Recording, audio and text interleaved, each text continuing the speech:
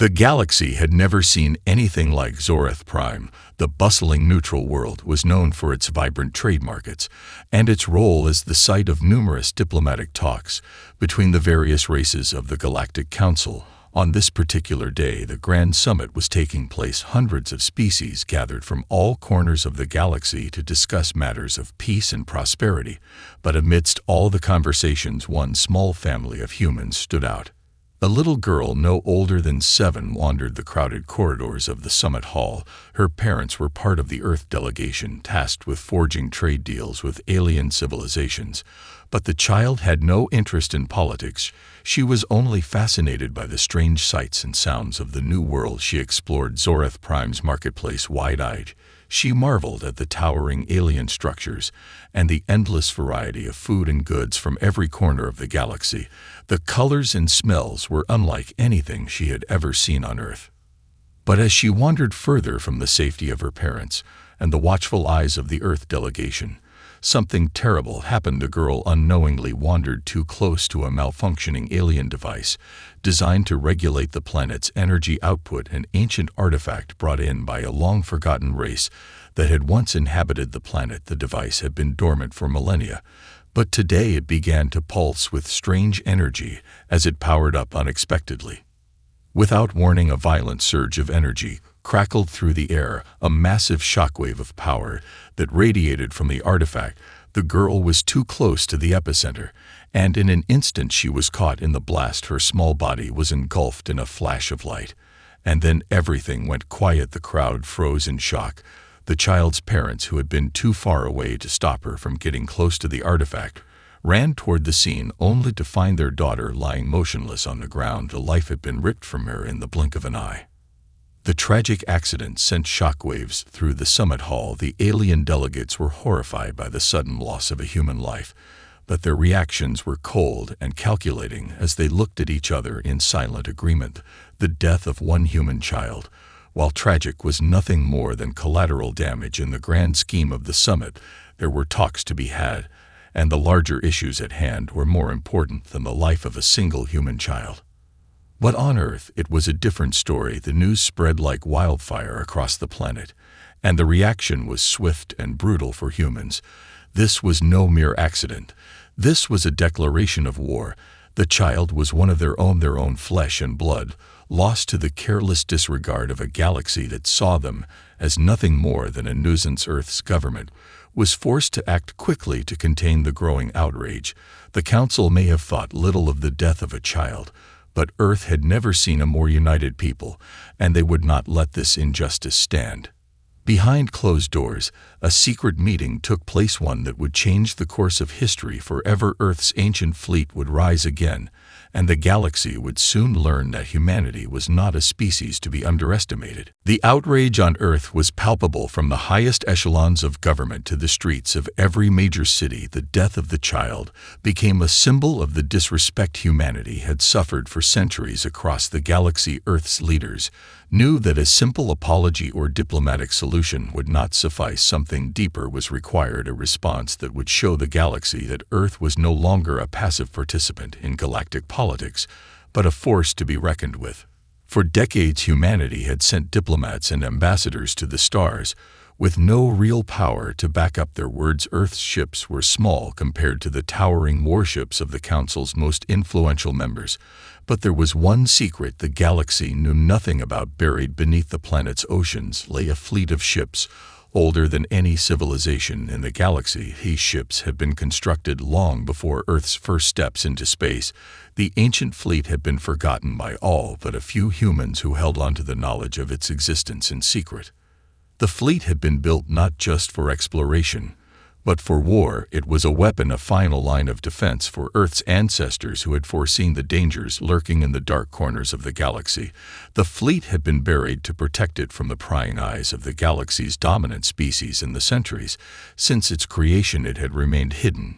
But with the death of one human child, the time had come to awaken it. In a hidden underground facility, deep within the mountains of the Earth's most remote regions, the fleet began to stir. Ancient machines, grown to life. Dormant technology flickered back into existence. The great ships slowly rose from their watery graves as they were freed from the constraints of time. And neglect the engines roared to life with a power that had been dormant for millennia. Their hulls gleamed with strange materials that seemed to hum with energy technology long lost to time now made real once again. It was a moment of awe and terror for those who were fortunate enough to witness it. No one on Earth could fully comprehend the power of these ships. Only those in the highest circles of government knew that these vessels were more than just tools of war. They were infused with a strange energy and ancient power that transcended what the galaxy understood about technology. Some even whispered that the fleet was not merely a creation of humanity, but a gift or a warning from forces older than time itself. As the fleet's ships emerged from Earth's oceans, they began to take their place in orbit around the planet. Massive and imposing, their presence was felt across the globe. There was no longer any question that Earth had the means to fight back. The death of the child had ignited something far greater than a desire for justice. It had awakened a hidden strength in humanity that would send shockwaves through the entire galaxy. The message was sent. The Galactic Council had miscalculated if they thought humanity would sit idly by and accept the death of one of their own. Earth's government issued an ultimatum, a demand for reparations for the child's death, a promise of swift action against any who would harm their people again. Humanity would no longer be a silent voice in the galaxy's halls. They were coming, and nothing would stop them from demanding justice for what had been done. The Galactic Council would soon learn that Earth's ancient fleet was not just a relic of the past, it was a harbinger of things to come, and no one was prepared for what would follow. The message from Earth reached the Galactic Council with an unsettling sense of finality. As the delegation members read the words sent from the homeworld, they felt an uneasy shift in the air. Earth was no longer the weak and silent species they had once thought them to be. The fleet had risen, and it was not a fleet of exploration or trade, but a fleet of war, the likes of which the galaxy had never seen. The Council's initial reaction was one of disbelief. They had long dismissed humanity as a backward species. Despite their rapid technological advancements, Earth's progress in the stars had been slow and steady, but it had been largely non-threatening. Their ships were small, and their military prowess was unimpressive compared to the dominant powers of the galaxy. This new fleet, however, was something entirely different, something that defied every calculation and assumption they had ever made about Earth. The fleet itself was vast beyond comprehension. Hundreds of ships rose from the ocean depths, some as large as moons, others sleek and deadly in their design. Their hulls were constructed from materials that were entirely unknown to the Council's scientists. Their energy signatures were erratic and unpredictable, and when they activated their weapons, the very fabric of space seemed to bend and crack in ways that left even the most experienced commanders uneasy. Humanity's fleet was not just advanced, it was something else entirely. It was infused with strange energy fields that the Council could not begin to comprehend. Ships that could move faster than the eye could follow and strike with precision that defied even the most sophisticated defense systems. All of this was now pointed directly at the heart of the galaxy's political power. In response to Earth's message, the Council convened in an emergency session to determine how best to handle the situation. The idea of simply eliminating Earth as a threat was floated by some of the more hawkish members of the Council, but others voiced concerns about the unknown power of the human fleet. It was clear that Earth's ships were not of this galaxy, and that any attempt to destroy them might lead to catastrophic consequences. Some Council members suggested reaching out to Earth, offering negotiations and diplomacy in an attempt to de-escalate the situation, but these proposals were quickly dismissed by the more hardline factions, who saw Earth's sudden rise as an affront to their centuries of dominance. In the galaxy, Earth's sudden appearance in the galactic stage had been unexpected, and most of the Council's members were unprepared for the kind of threat they now faced.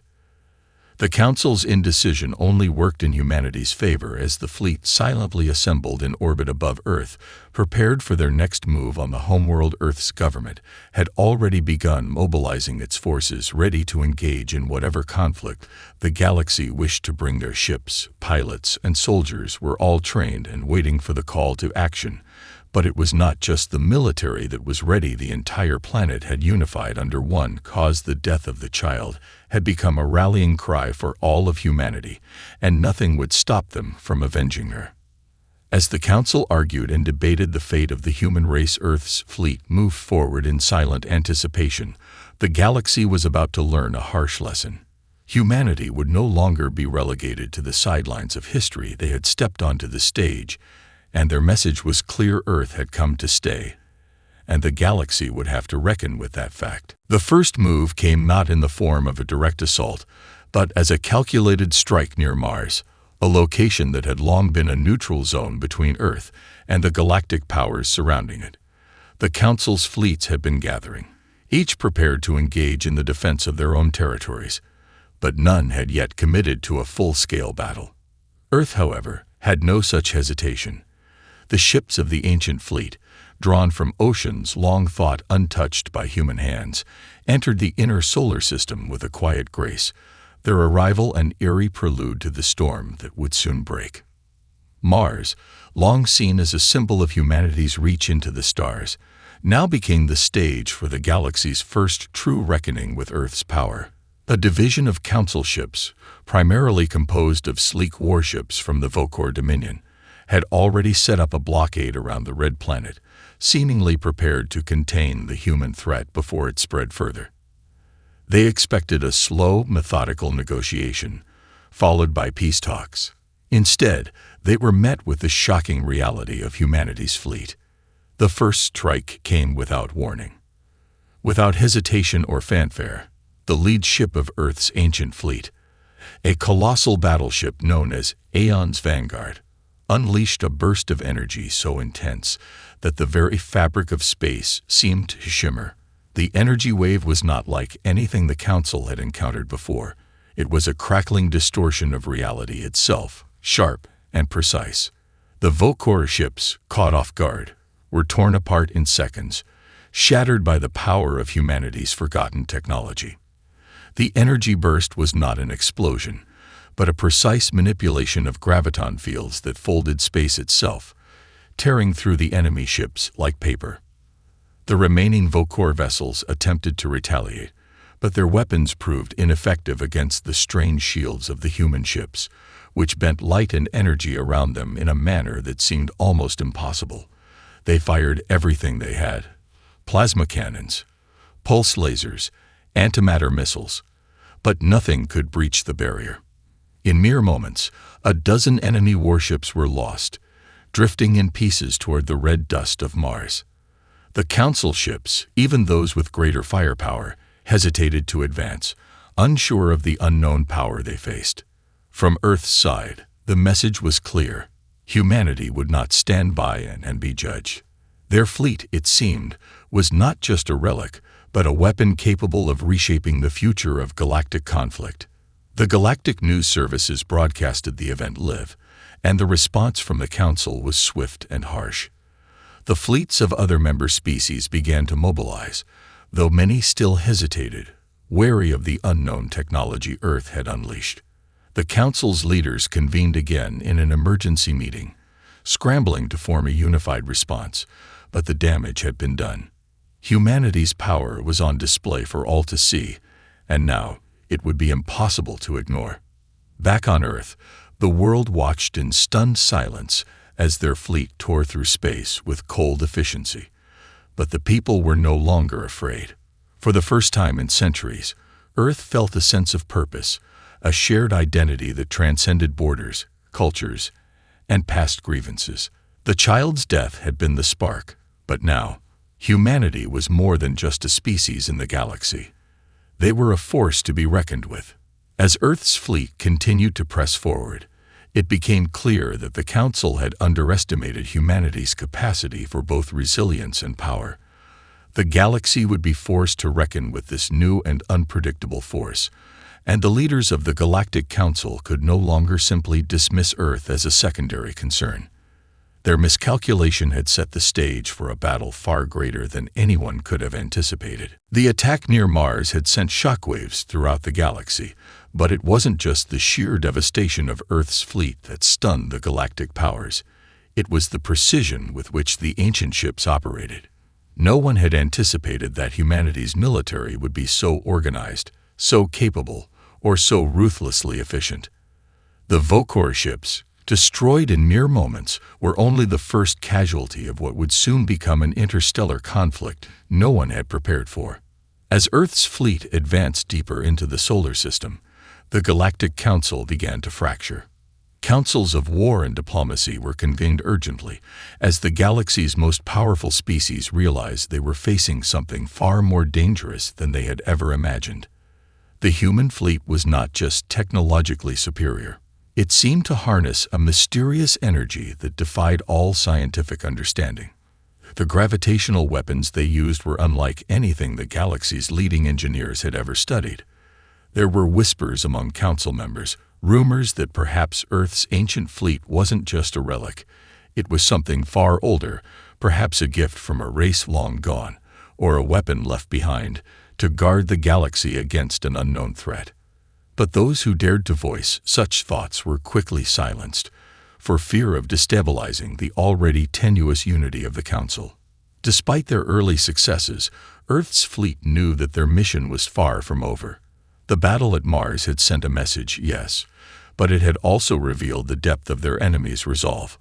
The remaining Council fleets had begun to mobilize, and it was clear that Earth's victory would not come easily. Among the most significant of these was the Targoth Imperium, an empire whose warships were renowned throughout the galaxy for their strength. Their elite fleet had been dispatched with one goal in mind: to crush humanity's uprising before it could spread further. As Earth's ships moved through the asteroid belt toward the outer colonies, the Targoth fleet appeared. Hundreds of massive warships, their dark, angular hulls designed for maximum destruction, loomed like a tidal wave of doom. The Council's strategic command assumed this would be the decisive battle, a final showdown between the human fleet and the galaxy's military might. The confrontation took place just outside the orbit of Jupiter. Earth's fleet was outnumbered, but they were not intimidated.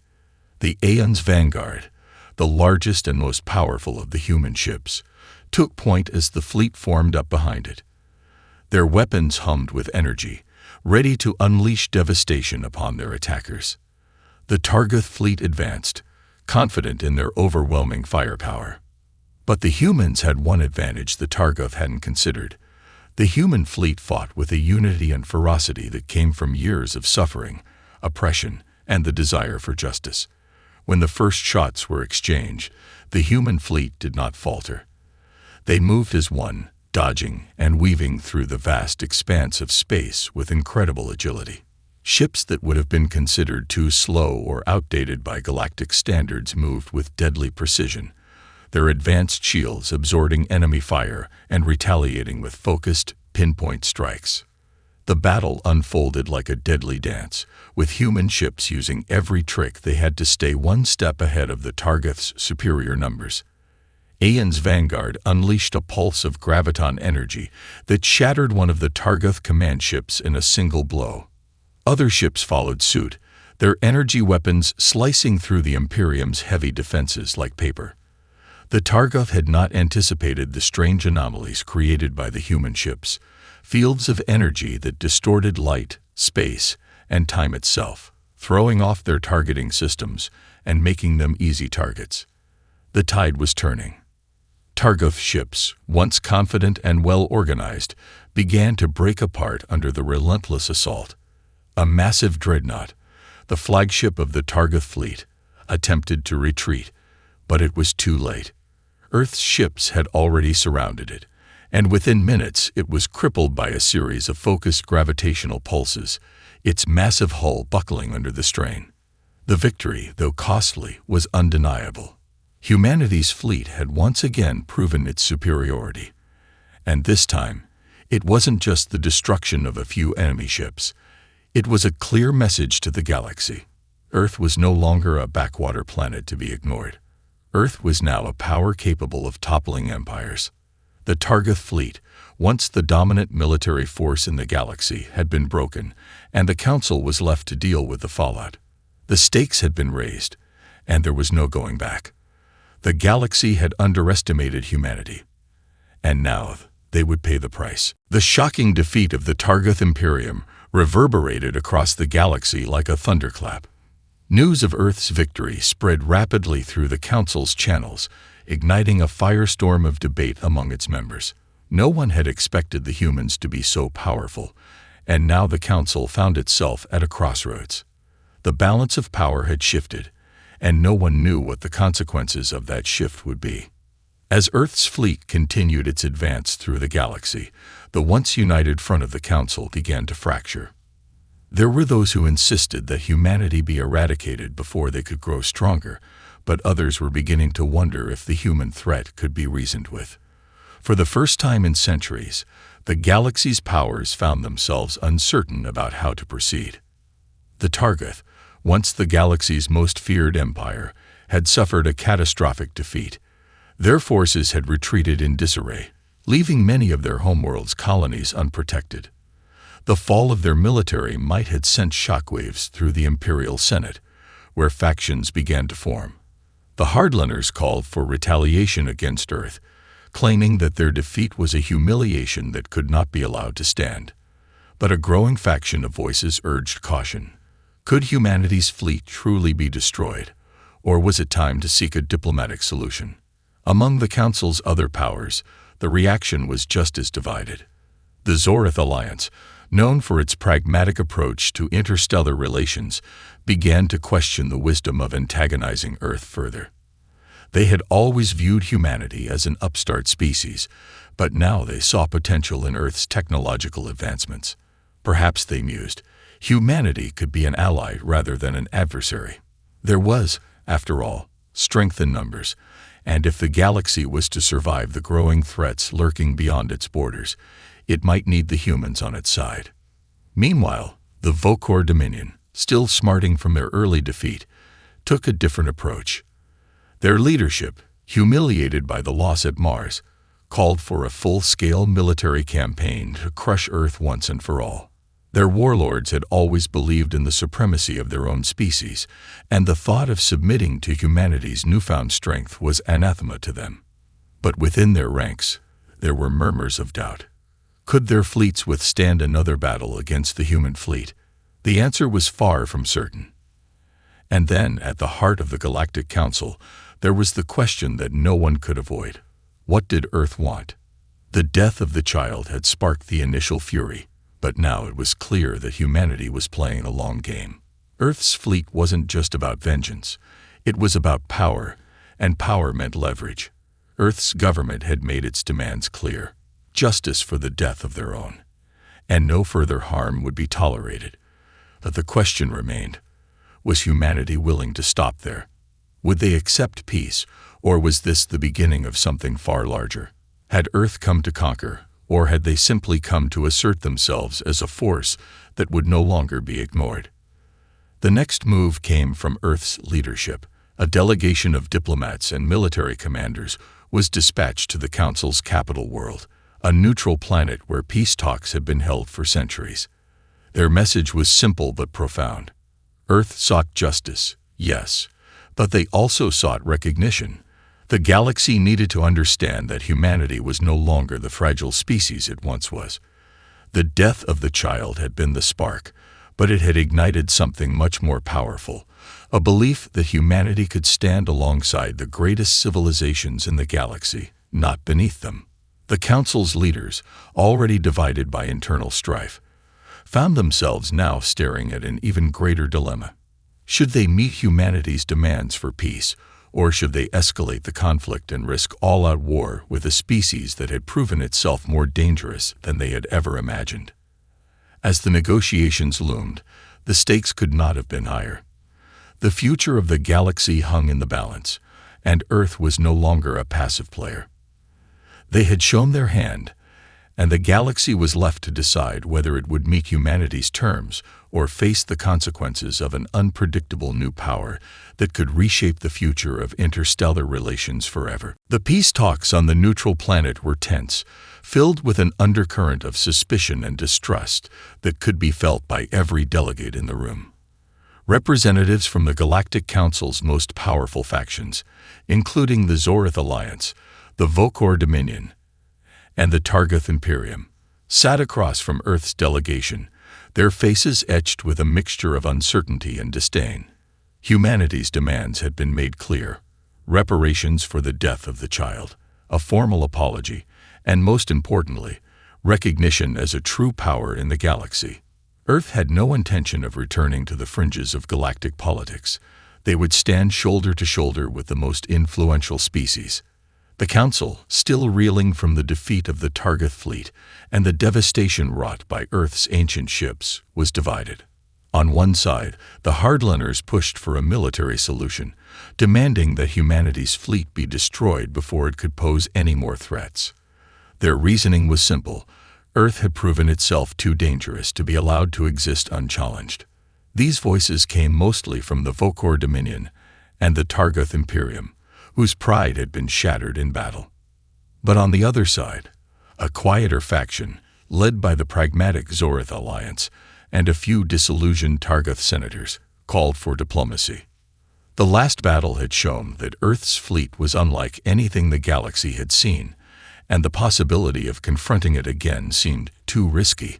The Zorith leaders saw an opportunity to form an alliance with Earth, to bring them into the fold as a partner in galactic defense. Humanity's unique technologies could be invaluable, especially in the face of looming threats beyond the borders of known space. But the question remained: could Earth be trusted, or was this just the beginning of a much larger power play? As the days of negotiation stretched on, it became increasingly clear that the Galactic Council had no clear strategy. Some factions wanted Earth to bend, to show humility and submit to the will of the more established galactic powers, while others saw the potential for collaboration. Earth's representatives, led by their chief diplomat, a sharp-witted former military strategist, held firm. They would not yield on their demands for justice. The child's death was not just an isolated incident. It had been a symbol of the larger injustices that humanity had suffered at the hands of the galaxy's more powerful species. On the third day of talks, Earth's delegation made an unexpected move.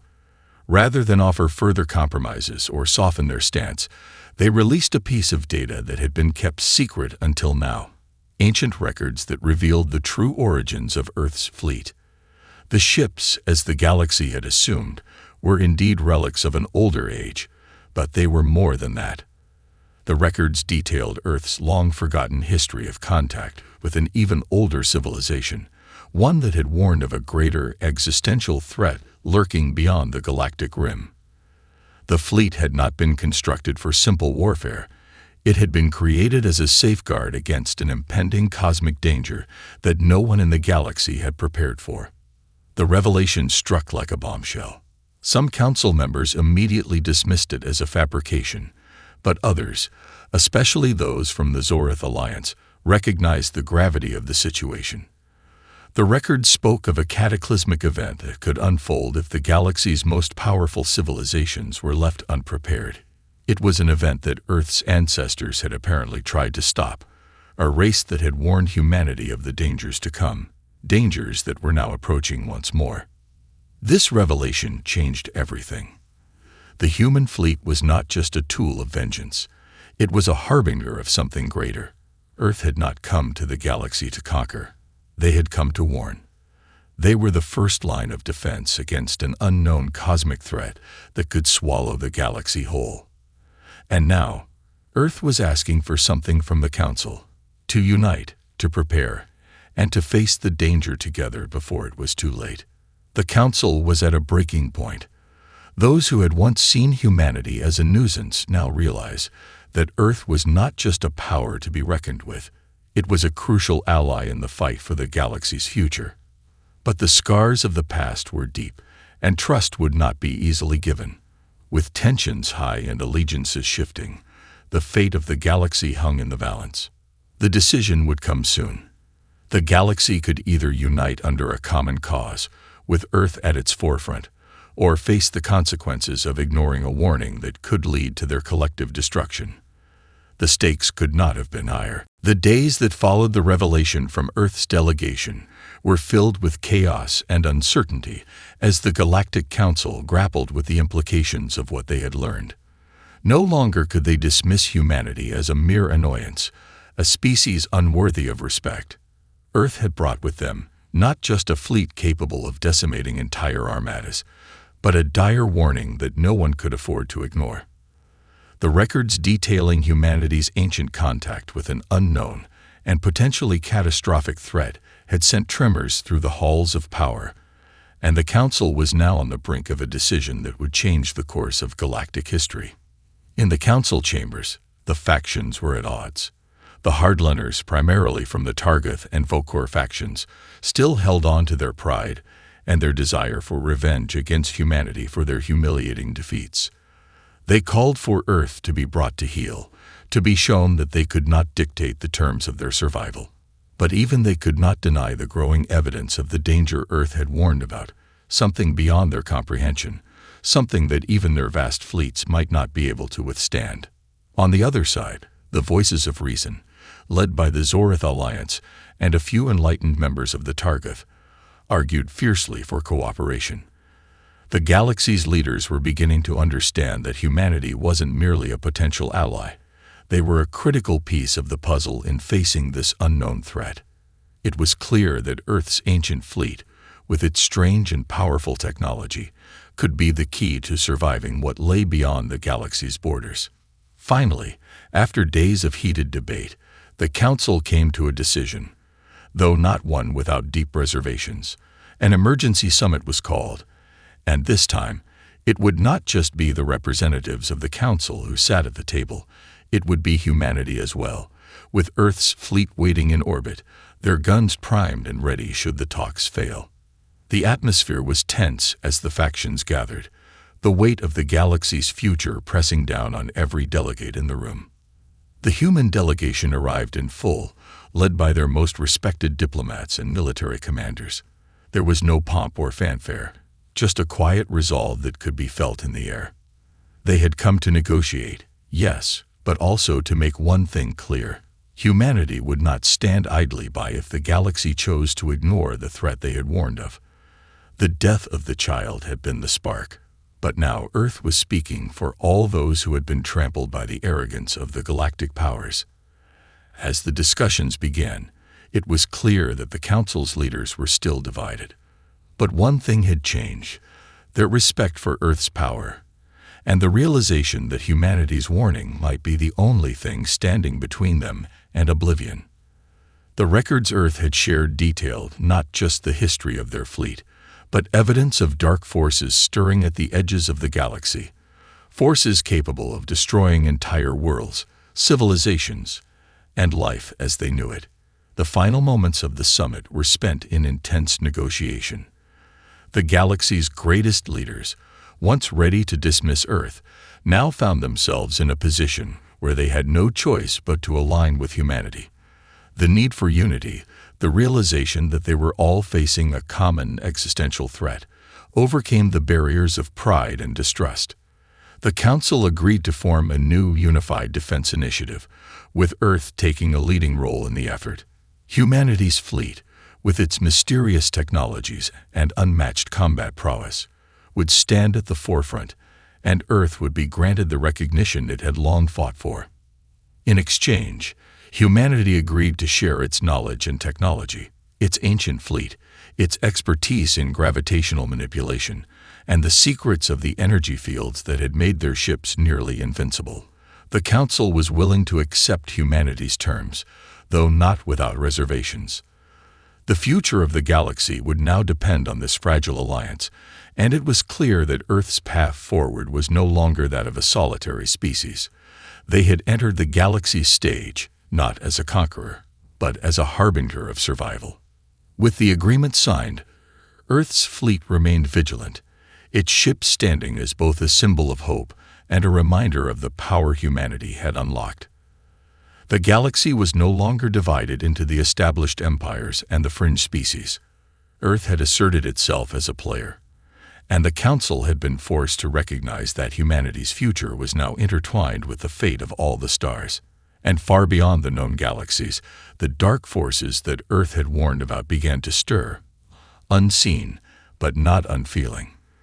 The clock was ticking, and the galaxy's survival would depend on whether they could overcome their past divisions in time to stand together against the coming darkness.